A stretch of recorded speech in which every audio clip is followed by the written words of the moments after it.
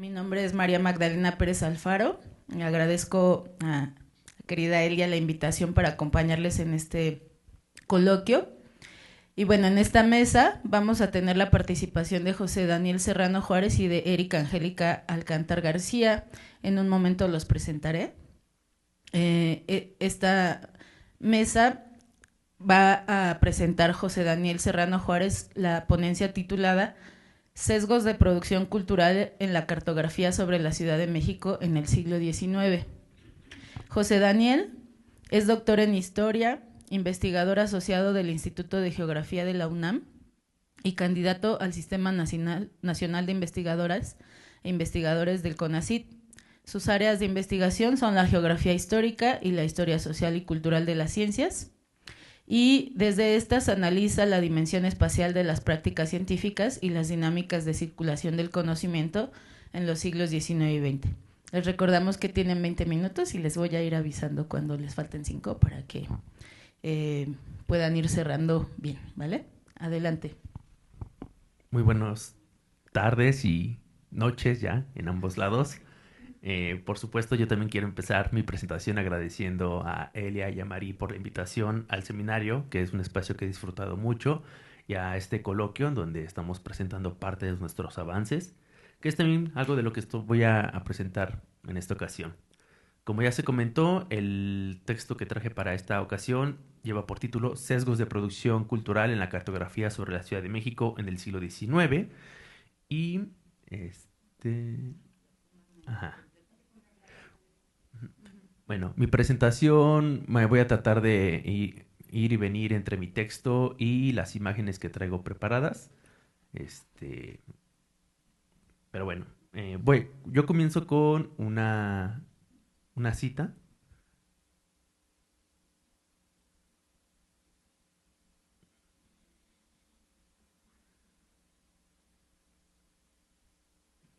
que bueno, la voy a leer, la traía en la diapositiva para que la pudieran ver, pero que creo que sintetiza de alguna manera los retos y las implicaciones que hubo a lo largo del siglo XIX con respecto a la producción de la ciudad como justo un producto al cual se le está invirtiendo capital, pero también se está transformando en términos espaciales y territoriales.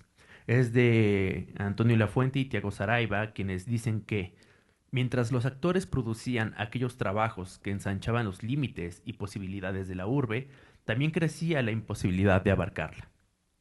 Con una mirada, la única imagen posible es la que nos legaron los ingenieros decimonónicos, el mapa, una representación cenital y geométrica que solo vale para planear tránsitos y que es fruto de la abstracción de los lenguajes y del alejamiento de los conflictos. Bueno, a ver.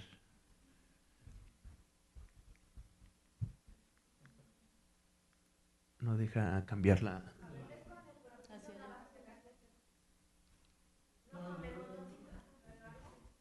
No, ahí está. Listo. Ok, esta era la cita que les traía. Bueno, continúo. Ah, ok. Bueno, continuamos leyendo. La vuelvo a leer. Mientras los actores producían aquellos trabajos que ensanchaban los límites y posibilidades de la urbe, también crecía la imposibilidad de abarcarla con una mirada. La única imagen posible es la que nos legaron los ingenieros decimonónicos. El mapa, una representación cenital y geométrica que solo vale para planear tránsitos y que es fruto de la abstracción de los lenguajes y del alejamiento de los conflictos. Bajo la racionalidad científica del siglo XIX, se crearon mapas que permitían administrar los servicios de las urbes. Sin embargo, aunque estos mostraran imágenes de ciudades geométricamente consistentes, la traza cartográfica no correspondía con la realidad. Esto ocurre porque los mapas, aun los científicos, no dejan de ser representaciones, no solo congruentes con las normas de producción técnicas de cada contexto, sino que también están sujetos a sesgos de producción cultural. Estos, además de que expresan el poder de quienes los ordenan, también materializan los imaginarios de quienes los realizan. ¿Pueden darle a la siguiente, por favor? Gracias. A partir de una serie de mapas sobre la Ciudad de México, elaborados entre 1720 y 1903, El objetivo de este trabajo es demostrar que las normas de producción técnica también constituyen lo que John Bryan Hartley denominó normas de producción cultural. Particularmente, en el periodo abordado en este trabajo, aquellos caracteres que sustentaron la dimensión científica de la cartografía no dejaron de supeditarse a las normas, valores y estética que la identificaran como tal.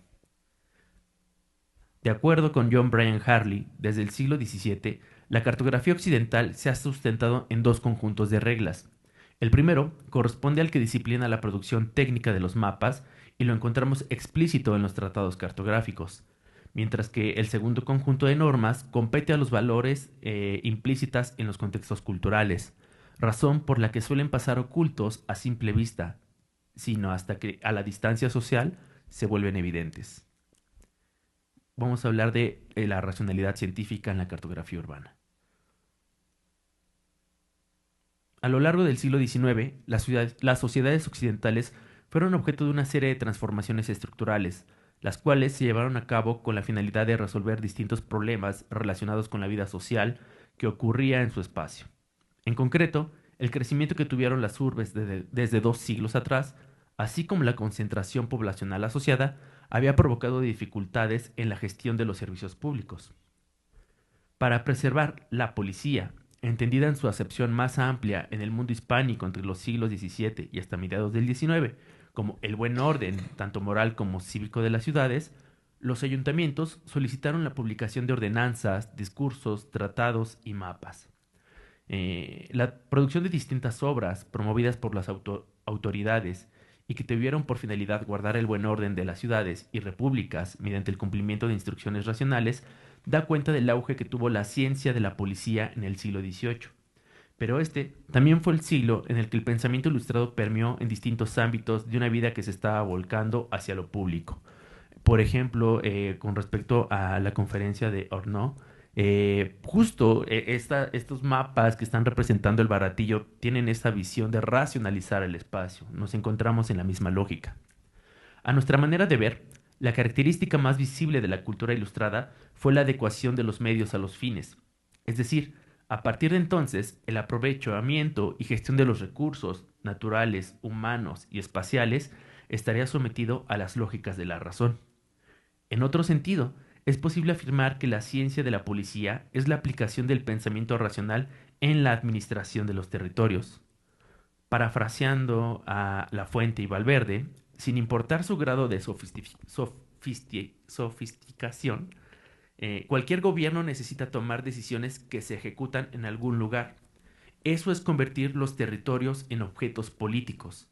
Así, el mapa se convierte en una herramienta de sumo valor para ordenar la intervención en el espacio que representa. Una cita de La Fuente y Valverde. Cada mapa enseña no solo lo que en apariencia y con violencia son las cosas, sino lo que podrían ser. Hasta aquí la cita. Sin embargo, para que el mapa cumpla su función como instrumento para la organización del espacio, es necesario que tenga los atributos adecuados. De la misma manera que un martillo de bola no está hecho para clavar, sino para dar forma a los metales, los mapas, aunque tengan cierta versatilidad, son elaborados para cumplir fines específicos y, si no poseen las características idóneas, no podrán ser utilizados para la tarea que se desea realizar. Entre otros de los procesos de racionalización que ocurrieron a lo largo del siglo XVIII, la producción técnica de los mapas también se sometió a una normativización técnica, por la cual a estos se les dotó de las características apropiadas para convertirse en artefactos científicos para conocer y actuar a distancia, es decir, en tecnoscopías. Aquí estamos viendo justo un plano de la Ciudad de México de 1720 que fue hecho por el alarife Antonio Álvarez y Miguel Rivera, en el que específicamente fue mandado a hacer por el Ayuntamiento de la Ciudad de México para facilitar el saneamiento de la ciudad. En el texto que acompaña al mapa se describen, se enuncian las calles, se señalan, pero también se dan una serie de instrucciones de cómo debía de funcionar el servicio de recolección de basura de la ciudad. En este sentido, nuevamente, estamos pensando los mapas como una tecnoscopía, ¿no? Como una herramienta, un artilugio, un dispositivo que permite a los administradores actuar, no actuar, ordenar acciones que se ejecutan a la distancia. Es decir, los miembros del ayuntamiento no tienen que caminar por las calles, de alguna manera las conocen a partir de su representación y basta con que indiquen a las personas o a los agentes que sí están ocupando el espacio de qué manera hacerlo. En el siglo XIX, la definición de la ciencia como una actividad socialmente diferenciada y abocada a la producción de conocimiento se valió, entre otros recursos, de la creación de todo un lenguaje y estética de comunicación que la separó de otras actividades, que a su vez también lo estaban haciendo. En cuanto a las normas de producción técnica, la definición de la cartografía como práctica científica se hizo a través de la paulatina estandarización de los sistemas de medición y referencia del espacio, la reducción de los elementos que se definieron como decorativos u ornamentales, la implementación y mejora de técnicas de localización que, consecuentemente, permitieron la adopción de escalas y la simplificación de los signos a su dimensión utilitaria. En lo que respecta a la cartografía urbana, el proceso incluyó el abandono de la proyección oblicua y la adopción de la perspectiva ortogonal, así como el menor uso de textos descriptivos que explicaban al observador qué y cómo mirar el mapa, ¿no? Es decir, en estos mapas que se están gestando en el siglo XVIII está la representación espacial, lo que hoy nosotros entendemos como un mapa, pero como pudimos ver también están acompañados de un texto que explica y enseña a la persona que lo está mirando qué debe mirar, cómo mirarlo y cómo debe utilizarlo. A lo largo del siglo XIX, justo cuando digo que se está definiendo la ciencia, es porque justo se está definiendo socialmente, pero también se está definiendo en términos de sus reglas, sus normas, pero también los instrumentos y los métodos por los cuales va a llegar a hacerlo. El siglo XIX es el siglo en el que se empiezan a estandarizar los sistemas de medición, como el sistema métrico, porque por supuesto el uso de escalas a distintas unidades de medición causaba conflictos, sobre todo cuando este tipo de productos empiezan a circular a grandes distancias y entre culturas y sociedades diferenciadas.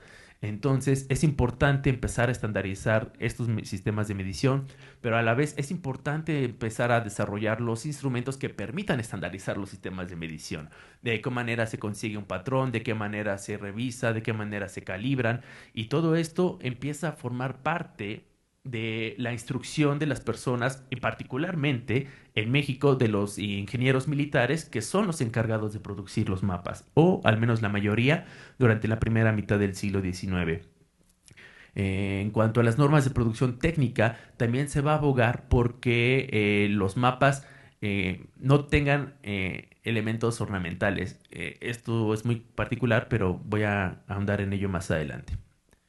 Entonces, en lo concerniente a las normas de producción cultural, la cartografía de la Ciudad de México, producida en la transición del siglo XVIII al XIX, también da cuenta de la progresiva emergencia de la modernidad temprana. Las señalizaciones que con el paso del tiempo se comienzan a hacer sobre lugares y espacios que en los primeros mapas no se localizaban, dan cuenta de tres fenómenos de dicha modernidad urbana. Primero, el ascenso de los poderes civiles junto al poder clerical. Segundo, la conformación del espacio público. Y tercero, la racionalización del territorio. Es decir, cuando digo que empiezan a emerger otros poderes y se ve en el mapa la modernización no solo del mapa, sino del espacio, es que aquellos lugares que están representados y que están señalados en los mapas empiezan a cambiar. A lo largo de todo el siglo XIX no dejan de aparecer, por ejemplo, incluso hasta nuestras fechas, parroquias o iglesias que eran los puntos de referencia. Hay algunos otros mapas de la Ciudad de México conforme va transitando el siglo XIX en donde se empiezan a localizar casas de personas notables de la ciudad, ¿no? Dónde vivía tal persona, dónde vivía tal persona, lo cual por supuesto refleja las normas de producción cultural, ¿no? Cuáles eran estas casas que valía la pena conocer o al menos saber quién las habitaba. Pero luego también, por supuesto, cuando digo que empiezan a emerger los espacios públicos, por ejemplo, empiezan a aparecer cada vez, o al menos representadas, más plazas, más parques, más jardines, que dan cuenta además de la construcción de una nueva vivencia de la ciudad. Y por supuesto, cuando hablo de la racionalización del territorio, es porque estos espacios que en este mapa aún lo podemos ver de alguna manera homogénea, se empiezan a segmentar. Más aún, a partir de este punto se plantea otro giro de tuerca a la distinción entre las normas de producción técnica y las de producción cultural de Harley. El periodo estudiado también es la época en la que se cree que el perfeccionamiento de los métodos y técnicas científicas logrará, en un futuro, no sabemos cuándo, no representar, sino efectivamente reproducir el espacio mediante la ciencia de una cartografía de bases matemáticas. De antemano, la producción de un mapa requiere de poner en práctica el ejercicio de reducir la realidad a figuras geométricas, susceptibles de ser medidas y trazadas en un plano bidimensional.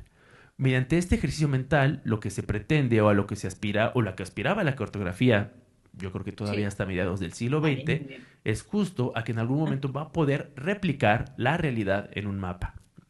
No representar, replicar. Y bueno, aquí lo que les traigo son algunos detalles que nos permiten dar cuenta de cómo va cambiando la manera en la que se representa. Lo que me interesa es los canales, ¿no? Aquí claramente podemos ver un canal de la Ciudad de México, que después es la acequia real, por acá, este, pero que viene desde el poniente de la Ciudad de México, cruza por el Convento Grande de San Francisco y bueno, pasa por esa calle, que si no me equivoco actualmente es 16 de septiembre.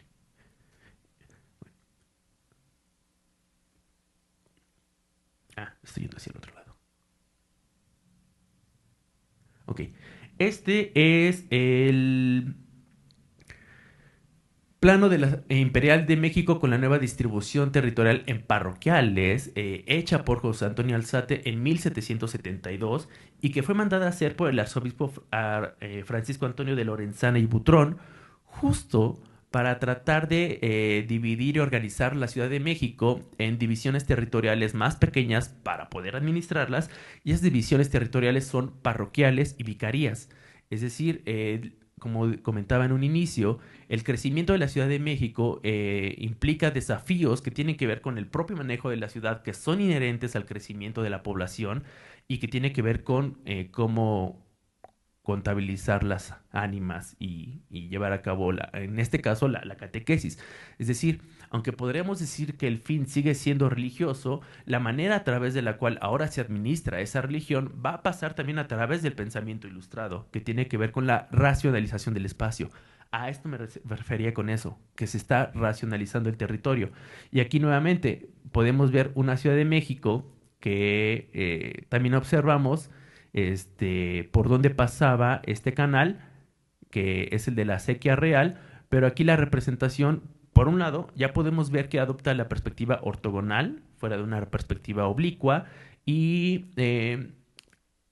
es tenue en este caso, no es tan evidente, pero el espacio que ocupa, digamos, el canal con respecto a las otras dimensiones empieza a ser mucho menor, porque la hipótesis es que lo que se empieza a privilegiar más allá de la representación es el valor de la exactitud y las mediciones, de tal manera que los canales van a empezar a medir en escala como eran en la realidad.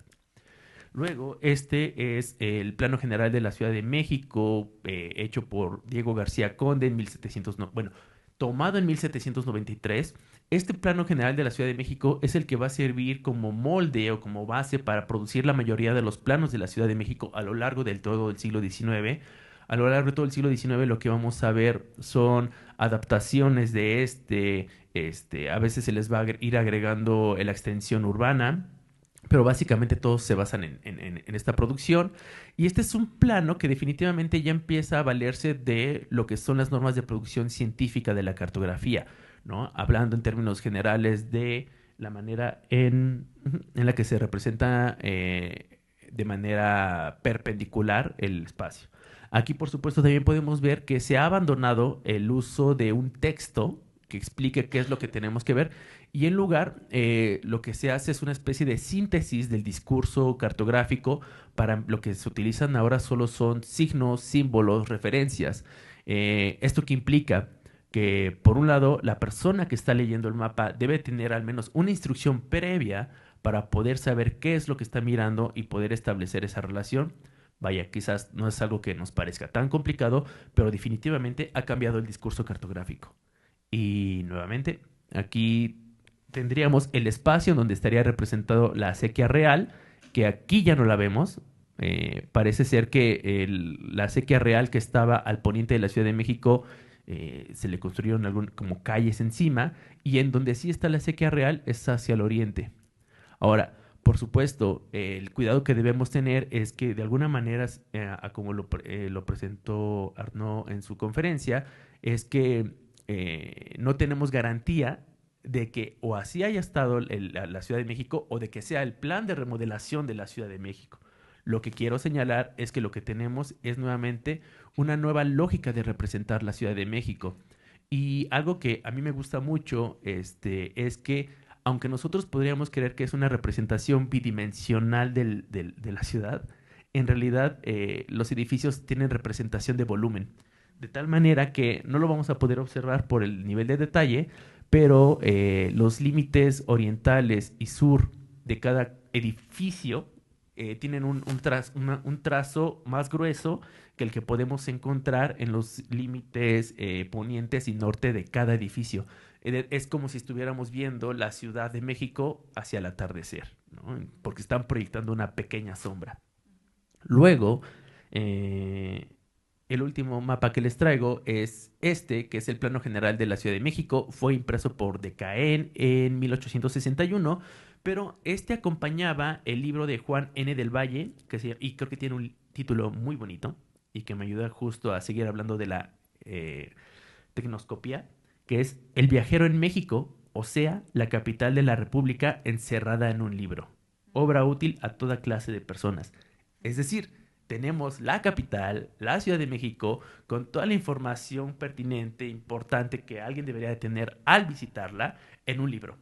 Y parte de y la información de ese libro está acompañada con un mapa que, como podemos ver nuevamente, se está basando en el plano de Diego García Conde, pero empieza a circular a partir de otros medios. En este caso, estoy terminando. Empieza a circular en otros medios, en este caso a partir de un libro de viajeros, ¿no?